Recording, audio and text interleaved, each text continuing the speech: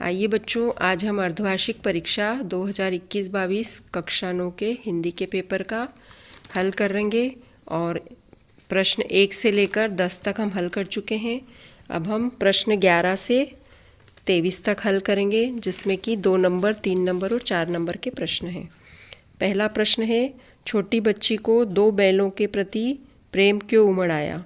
छोटी बच्ची की माँ मर चुकी थी और वह बिछुड़ने का दर्द समझती थी। उसकी सौतेली माँ उसे बहुत मारती थी, इसलिए उसका बैलों के प्रति प्रेम उमड़ आया। अथवा वाला प्रश्न है इसका, आज की उपभोक्तावादी संस्कृति हमारे जीवन को किस प्रकार प्रभावित कर रही है? उपभोक्तावादी संस्कृति के कारण हमारे संसाधनों का अपव्यय हो रहा है।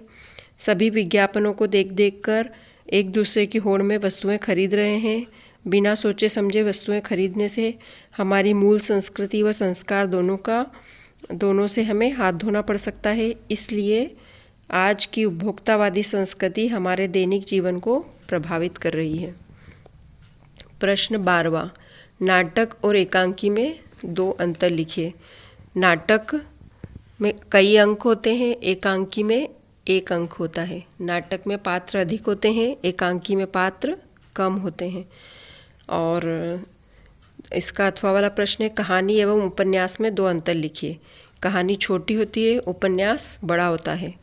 कहानी में कम पात्र होते हैं, उपन्यास में अधिक पात्र होते हैं। कहानी में किसी एक घटना का वर्णन होता है, उपन्यास में कई घटनाओं का वर्णन होता है। और इसके बाद प्रश्न 13, हरिशंकर परसाई जी के साहित्य की भाषा शैली लिखिए। हरिशंकर परसाई जी एक श्रेष्ठ व्यंग्यकार हैं। इनकी व्यंग्यात्मक शैली है। बोलचाल तथा तत्सम शब्दों का प्रयोग भी इनकी रचना में देखने को मिलता है। इनकी शैली में विविधता दिखाई पड़ती है। अगला प्रश्न है इसका अथवा वाला, श्यामचरण दुबे के साहित्य की भाषा शैली लिखिए। श्यामचरण दुबे जी की शैली आप और हम से युक्त है, जो कि पाठक को बांधे रहती है और निरंतरता इनकी शैली में सहज ही दिखाई पड़ती है। इनकी भाषा सहज, सरल, आडंबरहीन और प्रवाहपूर्ण जोशीली है, जिससे कि इस पाठक इनके पाठ को पढ़ते समय उसमें गुम हो जाते हैं। अगला प्रश्न है 14, निपात शब्द किसे कहते हैं? उदाहरण सहित लिखिए। किसी भी बात को अतिरिक्त भार देने के लिए जिनका प्रयोग होता है वो शब्द निपात शब्द कहलाते हैं, जैसे तक, मत, क्या, हाँ, भी इत्यादि। इसका अथवा वाला प्रश्न है, विलोम शब्द किसे कहते हैं? उदाहरण सहित लिखिए। किसी भी शब्द का उल्टे अर्थ बताने वाले शब्दों को विलोम शब्द कहते हैं। जो किसी शब्द के उल्टे अर्थ बताए वो विलोम शब्द कहलाते हैं, जैसे सुख का दुख, गर्म का ठंडा, है ना, ऊपर का नीचे, इस तरह से आएंगे इसके उदाहरण। अब प्रश्न है 15, मेरे संग की औरतें पाठ के आधार पर लिखिए कि जीवन में कैसे इंसानों को अधिक श्रद्धा भाव से देखा जाता है। पाठ के आधार पर हम कह सकते हैं कि निम्नलिखित गुणों वाले इंसानों को अधिक श्रद्धा भाव से देखा जाता है। सही समय पर उचित सलाह देने वालों को, खानदानी पृष्ठभूमि से संबंधित रखने वाले को, जो सत्य बोलता है उनको भी हमेशा श्रद्धा भाव से देखा जाता है। किसी की गोपनीय बात को सार्वजनिक न करने वाले को हमेशा श्रद्धा भाव से देखा जाता है। अगला प्रश्न है, लेखिका मृदुला गर्ग अपनी नानी के व्यक्तित्व से क्यों प्रभावित थी? लेखिका ने अपनी नानी को कभी देखा नहीं था, फिर भी वह उनकी माँ से सुनकर उनसे बहुत प्रभावित थी, जिसके निम्नलिखित कारण हैं। एक तो उनकी नानी के अंदर पर्दे में रहते हुए भी उनके अंदर आज़ादी का लिए जो जुनून था और वह किसी न किसी तरह से उसमें हमेशा सहयोग करती थी, आज़ादी के सिपाही की तरह कार्य करती थी और उनके अंदर बहुत आज़ादी का लिए जुनून था। वह इसके अलावा ममतामयी माँ भी थी। अपनी पुत्री के 15 वर्ष के होने पर उनकी शादी की फिक्र करने लगी थी और बहुत ही आज़ाद ख्यालों वाली महिला थी। उसके बाद आज़ाद ख्याल के साथ साथ वो परंपरागत तरीके से रहती भी थी, सिर ढक कर रहना और इस तरह से, और बहुत ही स्पष्टवादी महिला थी और हमेशा स्पष्ट बोलती थी। इसलिए उन्होंने यह कह दिया था कि मेरी बेटी के लिए कोई साहब नहीं, कोई स्वतंत्रता संग्राम सेनानी चाहिए जिससे मैं शादी करूंगी। इस तरह से लेखिका की जो नानी की बातें सुनती थी तो उससे वे बहुत प्रभावित हुई थी। रस का अर्थ स्पष्ट करते हुए करुण रस की परिभाषा को लिखिए। काव्य के पढ़ने, सुनने अथवा अभिनय देखने से पाठक श्रोता को जो आनंद प्राप्त होता है उसे रस कहते हैं। और करुण रस जो प्रिय वस्तु होती है उसके विनाश या अनिष्ट से जो चित्त में विकलता आती है उसे करुण रस कहते हैं। और इसका स्थायी भाव शोक है। अब इसका अथवा वाला प्रश्न है, अलंकार का अर्थ स्पष्ट करते हुए रूपक अलंकार की परिभाषा उदाहरण सहित लिखिए।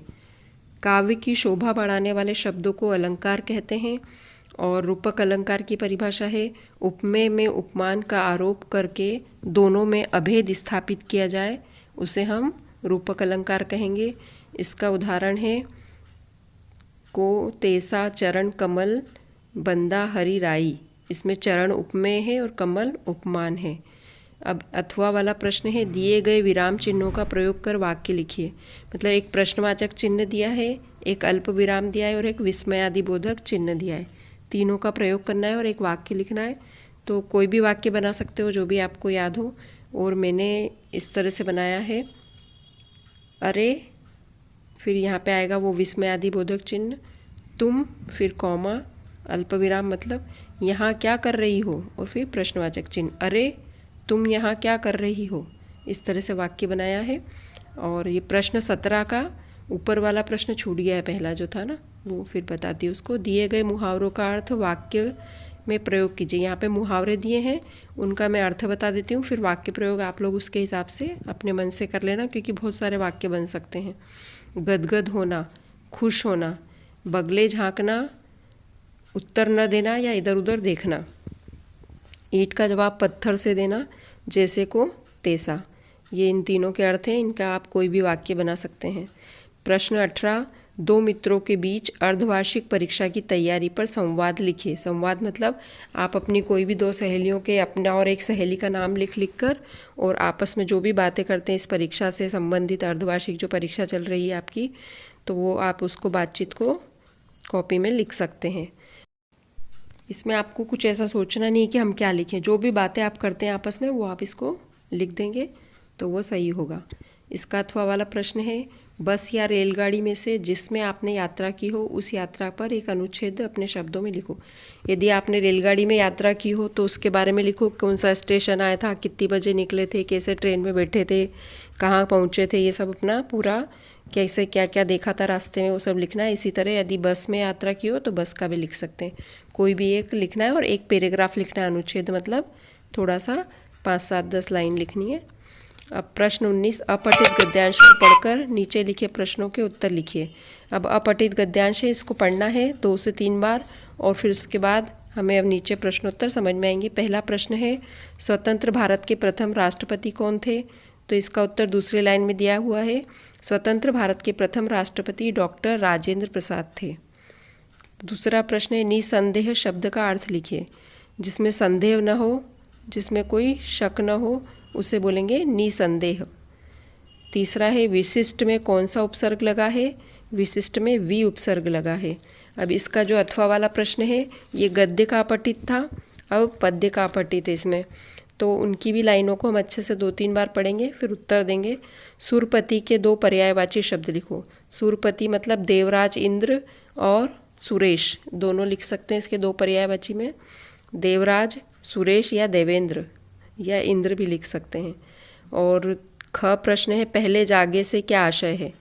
पहले हमें ज्ञान प्राप्त हुआ, इसका आशय ये है कि हमें पहले ज्ञान प्राप्त हुआ।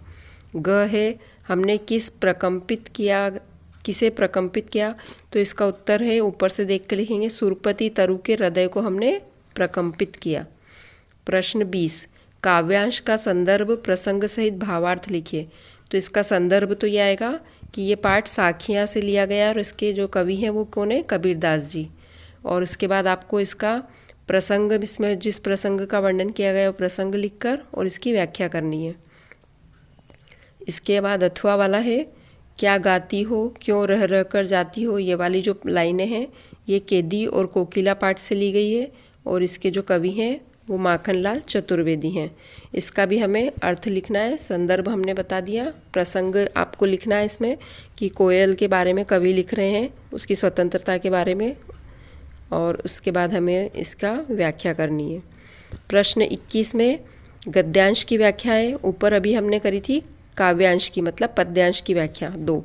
अब गद्यांश की है तो पहली जो लाइनें हैं वो 2 बैलों की कथा से ली गई है और इसके लेखक जो हैं प्रेमचंद है, मुंशी प्रेमचंद, और इसकी हमें व्याख्या करनी है। इसमें प्रसंग है, दोनों बैलों के बारे में वर्णन किया गया है जो कि झूरी के बैल थे। अथवा में जो लाइनें दी गई है वो नाना साहब की पुत्री देवी मैना को भस्म कर दिया पाठ से ली गई है, और इसकी जो लेखिका हैं वो चपला देवी हैं, और इसमें भीषण हत्याकांड जो हुआ था कानपुर के किले में उसके बारे में बताया गया है। ये प्रसंग आ जाएगा और फिर इसका हम अच्छे से व्याख्या कर देंगे। प्रश्न 22 है, अपने विद्यालय के प्राचार्य को शाला शुल्क से मुक्ति हेतु आवेदन पत्र लिखिए। ये जो फीस माफ़ करवाने वाला आवेदन पत्र होता है वो लिखना है यहाँ पे। बहुत ही सरल है, सारे आवेदन एक जैसे होते हैं, बीच का और विषय बदला जाता है बस। इसके बाद अथवा वाला प्रश्न है, वार्षिक परीक्षा की तैयारी का उल्लेख करते हुए पिता को पत्र लिखें। अपने पिताजी को पत्र लिखकर ये बताना है कि आपकी पढ़ाई की तैयारी कैसी चल रही है, आप कैसी पढ़ाई कर रहे हैं और किस तरह से तैयारी कर रहे हैं और उसमें क्या परेशानी आ रही है, सब कुछ अपने पिता को पत्र में सब कुछ लिख सकते हैं। ऊपर वाला पत्र औपचारिक है और नीचे वाला अनौपचारिक है। अनौपचारिक पत्र में कोई औपचारिकता नहीं होती, आपको जैसा चाहो वैसा अपना पत्र पिता को लिख सकते हो। प्रश्न 23, किसी एक विषय पर 120 शब्दों में सारगर्भित निबंध लिखिए। यहाँ पे रूपरेखा नहीं पूछी है, आप चाहो तो लिख सकते हो, अच्छे अंक मिलते हैं उससे। और सारगर्भित निबंध लिखना है। इसके विषय हैं विज्ञान के चमत्कार, जीवन में अनुशासन का महत्व, मेरा प्रिय राष्ट्रीय पर्व, जल ही जीवन है, और विद्यालय का वार्षिक उत्सव। 5 विषय दिए हैं, 5 में से कोई एक चुनकर आप लिख सकते हो। 5 ही बहुत सरल और अच्छे हैं। और इस तरह से हमारा पेपर पूर्ण हुआ। आशा है कि आप लोगों ने अच्छे से लिखा होगा परीक्षा में। और अब वार्षिक परीक्षा की तैयारी करो। अर्धवार्षिक और त्रैमासिक हो गई। इसके बाद आगे के लिए आपको शुभेच्छा। धन्यवाद।